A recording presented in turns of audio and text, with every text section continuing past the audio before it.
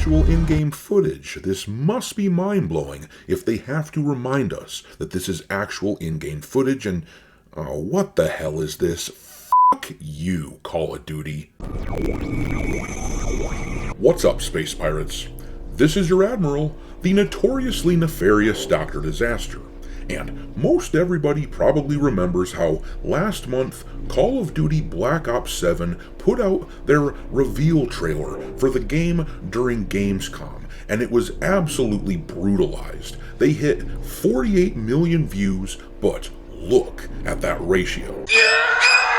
Oh, shit. The trailer was crushed for making the game completely unrealistic looking with dreamlike sequences and players fighting against robots and shit like that. The comment section was a bloodbath. For some reason, the idiots at Activision Blizzard are just obsessed with transforming their iconic IP into something else. They seem to want to turn it into Fortnite because they're under the impression that that is what players want. Why would you think that? Why would you even think that? Well, Activision Blizzard is completely deluded about what gamers want, which is not surprising because this is another in a long line of studios who have employees who have said repugnant shit about Charlie Kirk after he was killed, which suggests that they are absolutely filled to the brim with people who work there that believe those sorts of things. I haven't discussed the Blizzard employees on this channel yet who have made fun of the Charlie Kirk assassination, because quite frankly, there has been simply too much news to keep up with in the past couple of weeks, as more and more of these scumbags out themselves as being terrible people as they post shit relentlessly on social media. Has anybody ever told you you have a serious impulse control problem? Well, anyhow, the newest Call of Duty trailer has just been revealed, the multiplayer gameplay reveal, and wouldn't you know it, after less than a day at the time of this recording, they have been ratioed because people are sick and tired of this slop. Every year, this company puts out another in a long line of empty Call of Duty cash grabs, and gamers collectively try to find some reason to play their slop because we do love the franchise. But year after year, more people are realizing that we ain't found shit.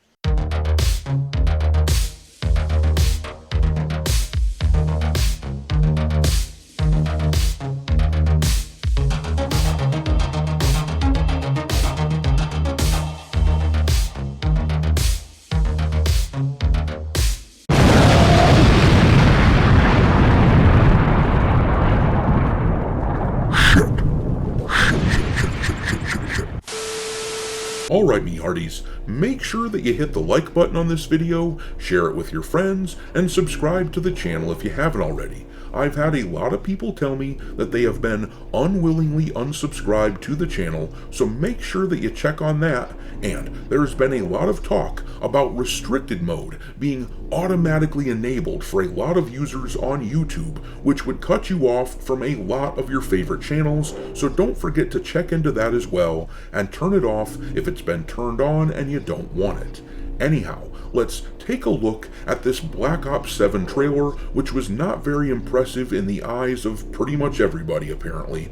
As of right now, they are going on 6 million views for this trailer, and currently the ratio is 27,000 likes to 43,000 dislikes. Obviously, this isn't as lopsided as the last trailer, where they gathered up hundreds of thousands of dislikes on it, but then again, they aren't at 48 million views this time either. I think a lot of people simply can't even be bothered to watch this new trailer because there really isn't any redeeming what we saw before in the first one. It seemed apparent from the second that they revealed this game that they were diving headfirst into the weird, unrealistic shit that Call of Duty gamers told these idiots that we hated a decade ago in Call of Duty Infinite Warfare. That was one of the most poorly received games in the Call of Duty franchise of all time, but apparently the lesson has been forgotten. But look at the comments from this trailer, which ripped the game apart. The most heroic thing about this reveal is leaving the comment section on. how many unnecessary slow motion scenes you want in this trailer. Call of Duty. Yes. And you know, I noticed that as well when watching this trailer. They just kept on slowing things down, and whenever a studio does that too much with their trailer, I instantly become very suspicious because it makes me think that they are trying to hide poor gameplay. Think of Marathon from earlier this year. Bungie did that shit with some of their trailers, and then when their closed alpha came out, players of that were indeed claiming that the gameplay was slow and not very good. Anyhow, I bought this game 12 years ago. The next person said, "Dead ass, don't think I've ever felt this apathetic towards a trailer for anything before. I feel absolutely nothing. Throw everything at the wall and hope something sticks. Game. I'm tired, boss." And then look here at the next wall of negative comments. Seriously, I can't find a single positive thing that anyone had to say about the trailer. I'm just going right down the line here. The next one says, "TikTok generation, trailer.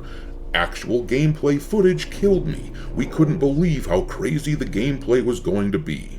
I also found it very amusing that they started the trailer off with that disclaimer that actually everything in it was going to be actual gameplay footage, as if I was about to witness something that was going to completely blow me away, but it was just about as meh as it gets, which is hilarious.